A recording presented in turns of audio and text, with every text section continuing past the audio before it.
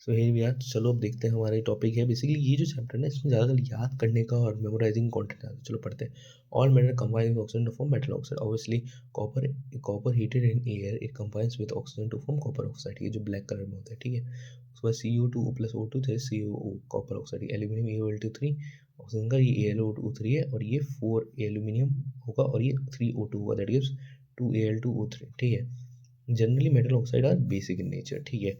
Aluminium oxide show acidic as well as basic in nature, obviously बात है। Such metal which forms salt plus water are known as amphoteric oxide, ठीक है। देखो पहली बात तो सारे मेटल जो होते हैं वो ऑक्साइड फॉर्म करते हैं और वो ऑक्साइड जो होती है वो आमतौर पर बेसिक होती है, पर कुछ कुछ मेटल ऑक्साइड बेसिक नेचर में नहीं होती, ठीक है। और कुछ कुछ ऐसी होती है जो बेसिक नेचर में होती है, नहीं होती, मतलब लाइक बोथ नेचर शो कर देती है, एसिडिक और बेसिक नेचर शो कर देती है, ठीक है। Such metal oxide which form salt and water are known as amphoteric oxide, मतलब ये जो दोनों तरह से रिएक्ट करेगी, सॉल्ट और वाटर फॉर्म करती है। एसिड के साथ रिएक्ट करेगी तो बेस से रिएक्ट कर जाएगी तो फिर सॉल्ट और वाटर फॉर्म होगा, तो इस तरह से न्यूट्रलाइजेशन रिएक्शन टाइप हम लोग कह सकते हैं, ठीक है।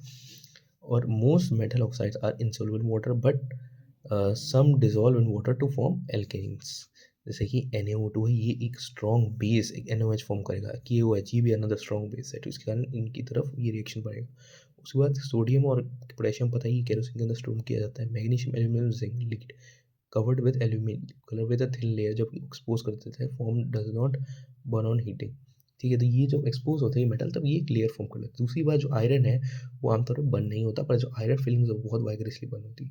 ये कुछ कुछ प्रॉपर्टी हमें याद रखनी पड़ेगी। Copper does not burn when hot metal coat with black. Copper आमतौर पर बर्न नहीं करता, ठीक है। जब उसको गर्म किया जाता है वो एक ब्लैक लेयर की लेयरिंग कर देता है जिसको प्रिवेंट करता है। वहीं पे सिल्वर और जो गोल्ड है does not react with oxygen at high temperature, वो रिएक्ट करता है, ठीक है। उसके बाद एनोडाइजिंग प्रोसेस, जिसके कारण हम एक लेयर फॉर्म करते हैं एल्यूमिनियम की जो प्रिवेंट करता है ऑक्सीजन को उससे उसको रिएक्ट करने के लिए, तो वो एक कोरोजन टाइप उसको प्रिवेंट कर देगा ऑक्सीजन।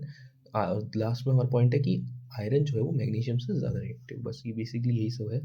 जब ये बेसिकली जो जो मेन चीज़ है इसके अंदर वो हमारे को यही याद करना पड़ेगी, रिएक्शन और रिएक्शन समझनी पड़ेगी, जो बेसिक से नॉर्मली बताने वाला ही था, ठीक है। और आगे चल के कुछ होगा समझाना तो ऑब्वियसली लिख के समझाया जाएगा।